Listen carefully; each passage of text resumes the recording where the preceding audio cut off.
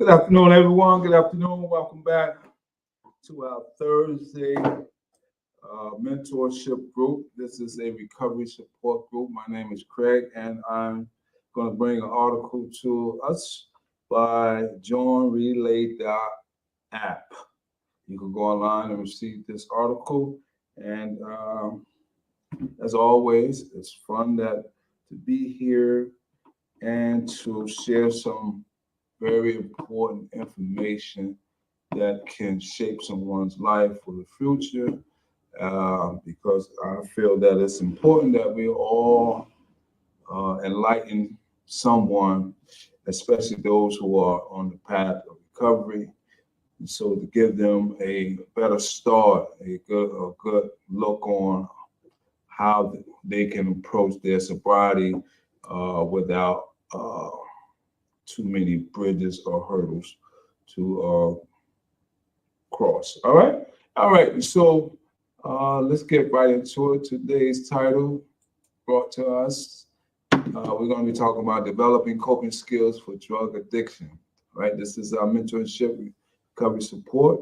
And yes, we're talking about developing coping skills. All right. A lot of times there are adverse coping skills, and then there are productive coping skills. All right. And so, yes, I don't see no one logging in yet. And so this article starts off by stating, dabbling in paints, watercolor, going for a brisk run, mastering a new recipe, and finding serenity on a yoga mat. These are the tools in the toolbox of recovery for those dealing with addiction, right? These activities aren't just pastimes, they're lifelines. They offer strength to those navigating recovery and sobriety, all right? So that's the synopsis of this article. And so the first topic of discussion we want to share, and that is understanding drug addiction, all right? We may think we know some things about it, then comes along a new study that's enlightened us to a new perspective, right? So understanding drug addiction. This article states, drug addiction is a chronic disease characterized by compulsive drug seeking and use despite the harmful consequences. All right, I can attest to that myself. It affects the brain's reward system, leading to intense cravings and a loss of control over drug use. Substance abuse can have devastating effects on an individual's physical health, mental well-being, relationships, and overall quality of life, right? And so there's many factors to consider, many things that can go awry due to drug use and the disease of it.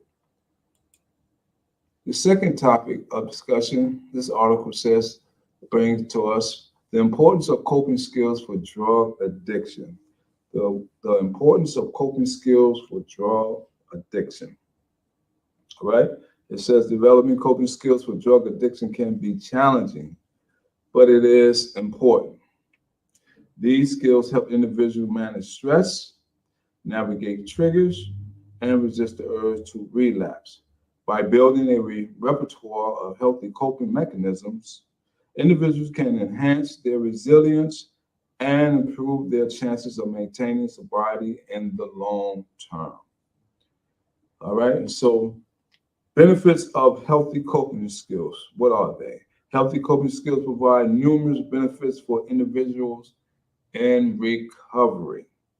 They help individuals reduce stress and anxiety, manage cravings and triggers, improve emotional well-being, enhance problem-solving abilities, increase self-awareness and self-control, and strengthen relationships and social support network. These are the benefits of healthy coping skills. Another one is recognizing unhealthy coping mechanism. Unhealthy coping mechanisms come in various forms, each presenting its own set of challenges. Some individuals may turn to substance abuse or experience relapse, finding solace in temporary escapism rather than addressing underlying issues. Others may retreat into isolation, cutting off social interactions and diminishing support networks crucial for recovery.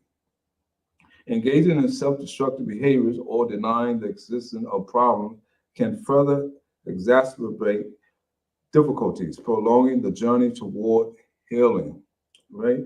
So if you are someone who needs to speak to someone, it's always good to have a trusted friend or family member or um, a professional person who you can reach out to because uh, isolating oneself in some type of solace, as the uh, article talks about, may cause more harm than good because we're talking about recognizing unhealthy coping mechanisms.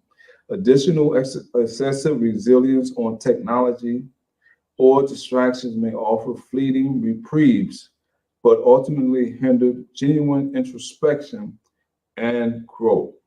Recognizing these patterns is vital for individuals striving to cultivate healthier coping strategies and navigate the complexities of recovery, right?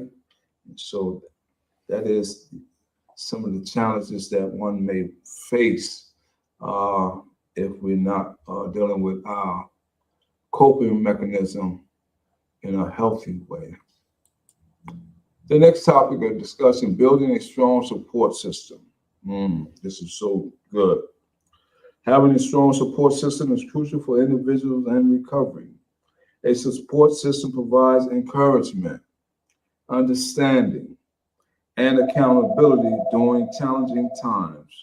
It can consist of friends, family members, support groups, sponsors, therapists, and other individuals who understand the recovery journey.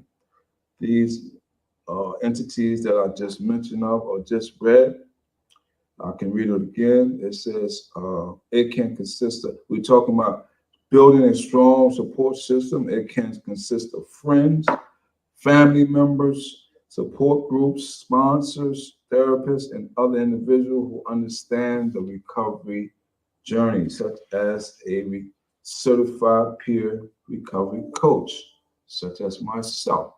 All right. All right. And so the power of social support. Social support plays a significant role in recovery from drug addiction. It provides individuals with a sense of belonging, understanding, and validation. Social support can offer emotional support during difficult times, provide a safe space for sharing experiences and feelings, promote accountability and motivation, reduce feelings of loneliness and isolation, serve as a reminder of the importance of sobriety. That is the power of social support. Identifying trusted allies. This is key. When establishing a robust support system, it's crucial to surround yourself with individuals who demonstrate trustworthiness, empathy, and unwavering encouragement for your journey toward recovery, right? And so it's always good to have some trusted allies, those who you can identify with. These individual allies might include family members devoted to your sobriety, friends who wholeheartedly support your aspirations for a healthier life, peers in recovery who can empathize with your struggles and offer invaluable insights, sponsors or mentors who have navigated their own path to sobriety and can provide invaluable guidance, and therapists or counselors with expertise in addiction treatment, equipped to offer tailored support and strategies to aid in your healing process, right?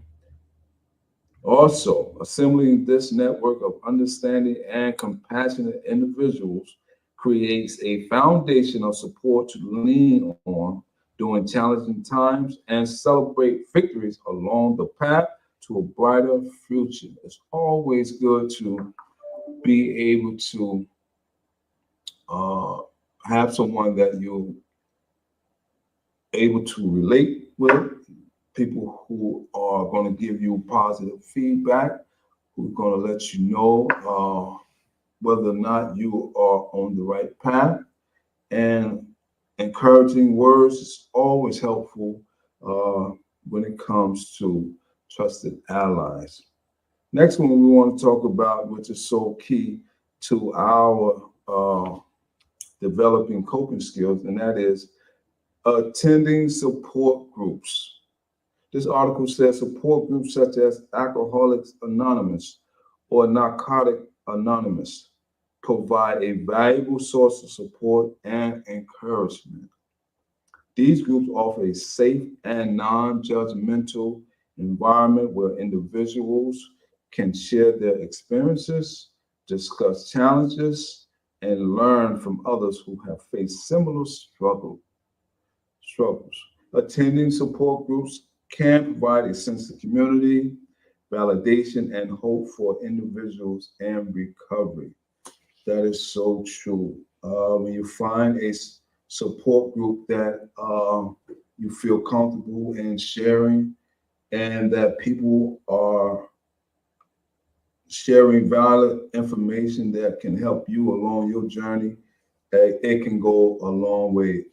It allows you, I know when I went to some AA meetings and NA meetings, I got the sense that I was not alone, and that some of the things that I was facing, or some of the things I faced in life, uh,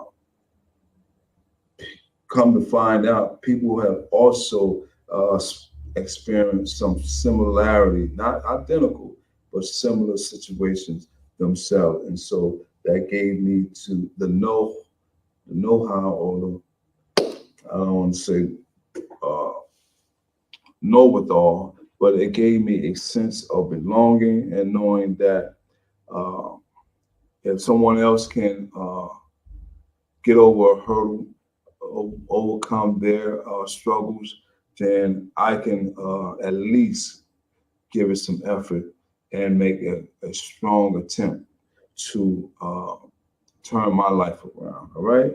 And so this is some good information.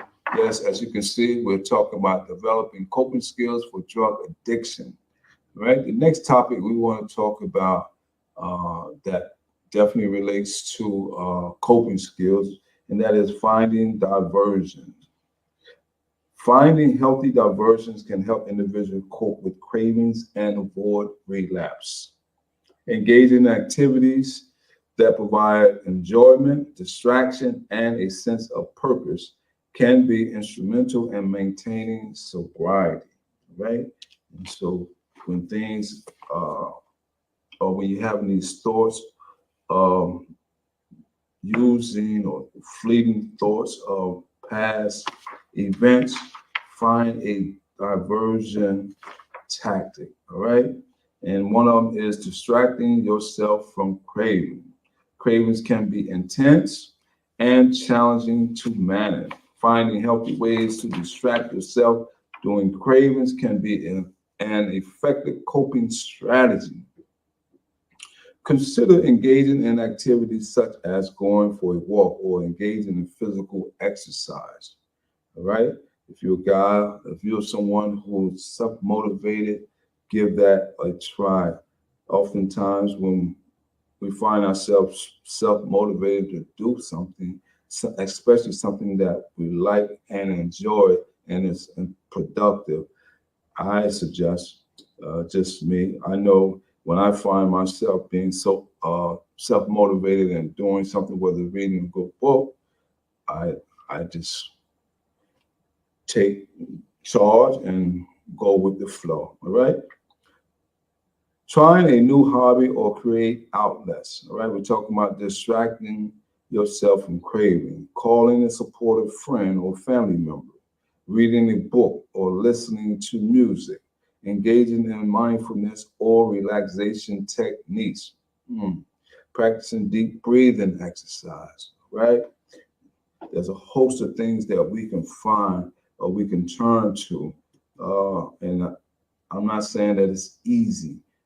Just give it a try. But when you make an attempt at something, and whether you fail or succeed, at least you know you have given it an effort, right? And that you have put your best foot forward, and that you're not a someone who just uh, don't want to turn the situation around. So resiliency is very important. I know that a lot of us have that in us. We just got to find the right niche, the right thing that we enjoy to turn things around. The next one is engaging in physical activities. Physical activities not only improve physical well-being, but also contribute to mental and emotional well-being. Engaging in regular exercise can help reduce stress, improve mood, and increase self-confidence. Consider incorporating activities such as, now we're talking about engaging in physical activities, and one of them is going for a run or a jog, taking a yoga or fitness class, participating in team sports, swimming or cycling, hiking or nature walks. All right. And so out here where I reside, there are many, I want to say, parks or trails out here that,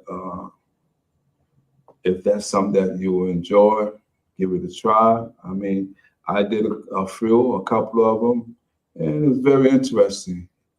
And so it just amazing when you're out on a trail or nature walk, as this article describes it. Um, you begin to see all types of things in the nature. And so, yeah, I had enjoyed it. Exploring creative outlets. Engaging in creative activities can provide a sense of fulfillment and purpose, right? We're still talking about um, diversion, finding diversion. And so another one is exploring creative outlets, which this article says engaging in creative activities can provide a sense of fulfillment and purpose. Creative outlets allow individuals to express themselves, reduce stress, and cultivate a sense of joy. Consider exploring activities such as painting or drawing, writing or journaling, playing a musical instrument, sculpting or pottery, cooking or baking, gardening or flowering arrangement. All right.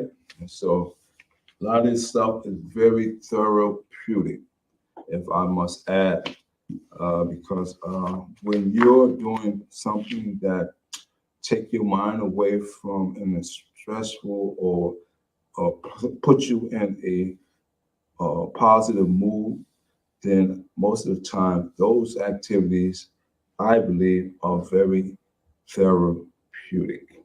All right. The next topic we want to share today, and that is avoid triggers. If you haven't heard about uh, triggers, craving, and urges, well, this one we just talked about the craving aspect. Now the article inform us about avoiding triggers. Avoiding triggers is an essential aspect of maintaining sobriety. Triggers are people, places, or things that can evoke cravings and lead to relapse. By identifying and avoiding triggers, individuals can protect their recovery progress. Let me read that again, because I don't want to speed read it. The article says, and now we're talking about avoiding triggers. The article says by identifying and avoiding triggers, individuals can protect their recovery progress, right? And so if you're able to identify, you're able to tell on it, okay? And so if you were able to identify what were some of the things that trip you up, what are some of the things that led to your downfall, once you're able to identify them and put them in the right perspective, and then you're able to move forward. We're talking about developing coping skills today, right? And so another aspect of avoiding triggers is recognizing people, places, and things, all right? Be mindful of potential triggers that could lead to cravings or temptations. These triggers may encompass individuals who engage in substance use, environment, remnants of past drug use, sensory cues linked to drug consumptions, right? Stressful circumstances or negative emotions, and social settings where substance use is commonplace. Identifying these triggers allow for proactive measures to minimize their impact and maintain focus on your journey towards sobriety. Another aspect of avoiding trigger is developing an escape plan. Having a plan to escape from triggering situation can be crucial in maintaining sobriety. Consider developing an escape plan that includes: number one, identifying alternative routes or exit from triggering environments. Two, having a trusted friend or family member on standby to support you in challenging situations. Three, carrying a list of emergency contact numbers for supportive individuals or helpline. And number four, practicing relaxation techniques or mindfulness exercise to manage stress or craving.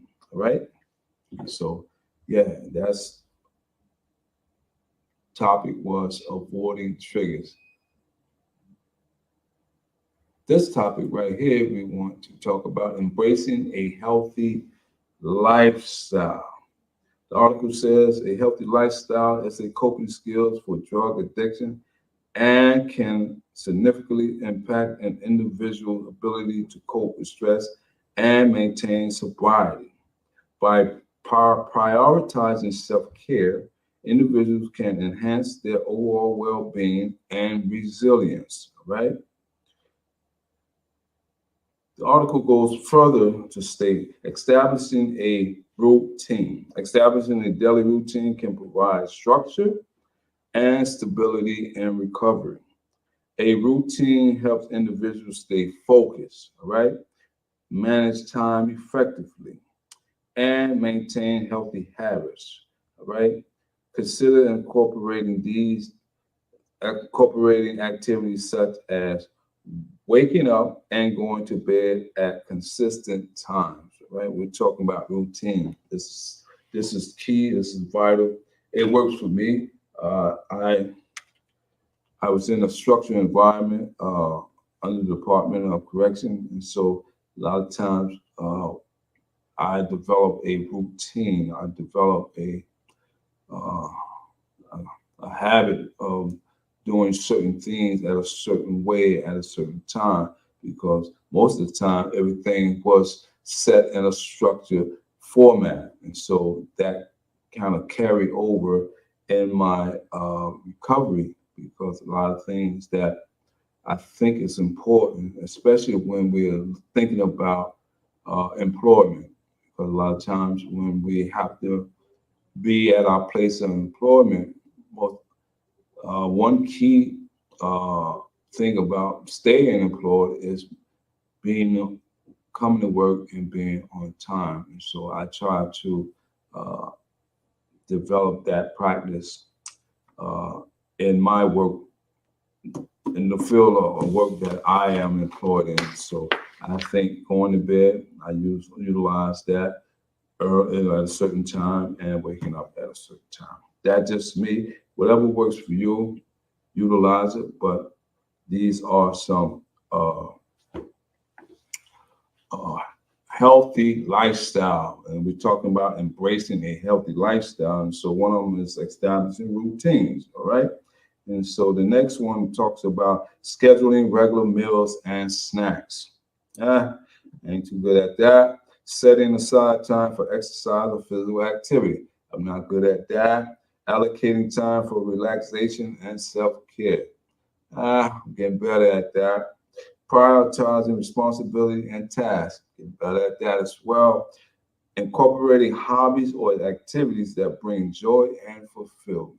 I always wanted to develop a hobby, and so I would like to call him a good friend, or a good guy who developed a hobby, or he's not developed a hobby, but he's has a hobby of um, navigating drones. All right, and so we was at this big picnic for marriage couples, me and my wife, and the gentleman, he was out there with his wife and his brother and his wife, and so they had this big drone, and so I was just like inquisitive about, man, that's nice. How you operate it? And so he decided to let me borrow his small, I want to say, starter kit drone. And so, and I have took the liberty to start learning how to navigate a drone as a hobby, because I think it's therapeutic for me. I just think it just give me some time to have my little, I don't want to say my little young thing going, with activity, but just being active and having something that you enjoy, or finding. I'm a guy who like to play chess, and so if there's some good chess players out there, if you're watching this, if you're in the area, let me know, and we'll see who got the best hand. All right, enough of me babbling on. All right, the article continue on by stating adequate sleeping is crucial for physical and mental well-being. Poor sleep can increase stress levels and diminish the ability to cope effectively. All right, prioritize your sleep to better cope with your drug cravings. The more tired you are, the easier it will be to give in. All right, and so proper nutrition is also essential in supporting physical and mental health during recovery. Nourishing your body with a balanced diet provides energy, promotes overall well being, and helps regulate mood. Plus, learning a new recipe can be empowering and fun, and a healthy distraction from drug craving. A well nourished body and brain will help you to process your recovery better and enjoy a drug free life more. All right. Regular physical exercise also has numerous benefits for individual in recovery. Exercise not only improves physical health, but also enhances mood, reduces stress, and increases resilience. Oh, wow. This is some vital information. We're talking about developing coping skills for drug addiction. This is our mentorship recovery support. All right. And so these are some key tools that one can utilize in their day-to-day activity. The next one, we want to talk about practicing mindfulness and meditation. All right. Now we get into some good, I want to say, some good habits. All right. This is some good habit. Practicing mindfulness and meditation. Mindfulness and meditation are powerful practices that can support individuals and recovery. These practices involve intentionally focusing attention on the present moment, right? Cultivating non-judgmental awareness, and promoting a sense of calm and clarity. Wow, the power of mindfulness. Let's see what the article says about the power of mindfulness. Mindfulness involves bringing attention to the present moment without judgment. By practicing mindfulness, individuals can increase self-awareness and self-compassion. I'm reading this book. I just want to share with the audience. I'm reading this book called Emotional Intelligent Habits. I'm also reading Emotional Intelligence 2.0. And so it talks about the importance of competency. And some of the there's 4 components that the book make mention of: emotional competency, emotional intelligence, and that is, they call it EQ. All right, not IQ, let's talk about EQ. And the 4 components that makes up the emotional EQ. It doesn't work. They work simultaneously, not in a set order. And so the first one, that is self-awareness. The other one is self-management. The third one is social awareness. And the last one talks about relationship management, right? And so they all four of these EQ components, competency component, can help one develop a, a sense of mindfulness, all right? And so your mindset is very important. Reduce stress, and so we're talking about the power of mindfulness. It also helps reduce stress and anxiety, improve emotional regulation and impulse control, enhance focus and concentration, cultivate a sense of gratitude and acceptance. Meditation is a formal practice that involves focusing attention and achieving a state of deep relaxation and clarity. Regular meditation practice can have numerous benefits for individuals in recovery. Mindfulness breathing exercise are simple yet powerful techniques that can be practiced anywhere and anytime. All right. And so be in tune with your breathing, because a lot of times if we are having an anxiety episode or attack, however people classify it, a lot of times if we take time to pause and give ourselves at least 10 minutes to ponder how we are feeling, and to be able, as I talked about, identifying some of the things that we need to identify and get it back under our control, we will do good. So meditation, mindfulness is one. These exercises involve focusing attention on the breath, observing its sensation, and bringing attention back whenever the mind wanders. All right. Last but not least, utilizing stress management techniques. Stress is a common trigger for substance use, making stress management techniques essential in recovery. By developing effective strategies to manage stress, individuals can reduce their vulnerability to relapse and improve their overall well-being. All right. Deep breathing exercise help activate the body's relaxation response and promote a sense of calm. By focusing on slow and deep breathing, individuals can reduce stress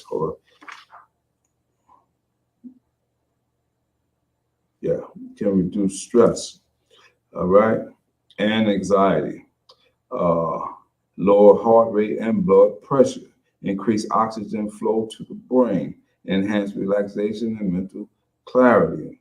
Progressive muscle relaxation, all right? Progressive muscle relaxation involves tensing and then relaxing different muscle groups throughout the body. All right, this technique helps release physical tension and promote relaxation. By practicing progressive muscle relaxation, individuals can reduce muscle tension and pain, enhance physical and mental relaxation, improve sleep quality, reduce symptoms of anxiety and stress. Journaling and expressive writing. All right, journaling and expressive writing can be powerful tools for self-reflection, emotional processing, and stress reduction. By putting thoughts and emotions onto paper, individuals can. Okay, as you notice, this is talking a whole lot about the physical and mental and psychological aspect of recovery.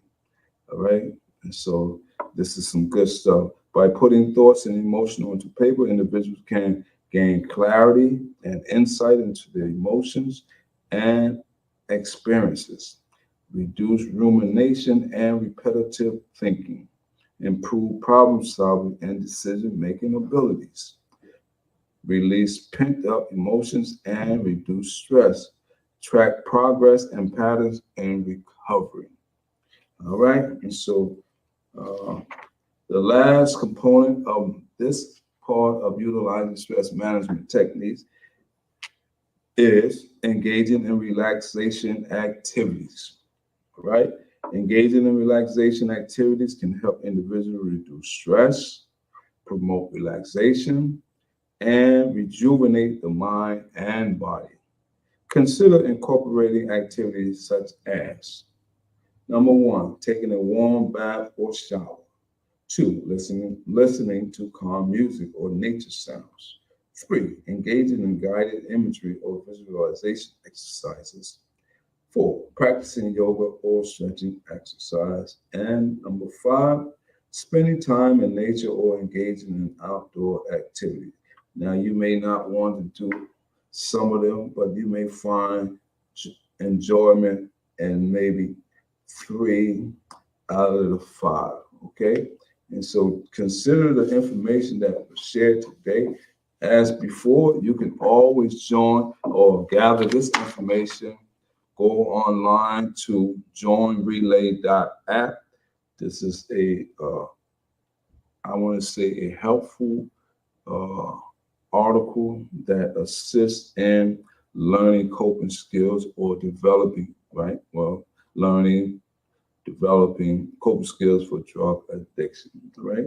There's a lot to learn, but trust me, you don't have to use all of them at the same time, but you can get a lot of insight on not only the addiction, but also who you are as a human being, what you like, some of the things that you can use to get some old habits out, bring in some new habits, and move forward and share some information with others and gather new friends and get rid of old friends who are not on the same path that you are on in your recovery journey. So that's it for me. My name is Craig, and I enjoy being able to share some information online. Whoever watching it, I hope you were able to get something out of it because I sure did.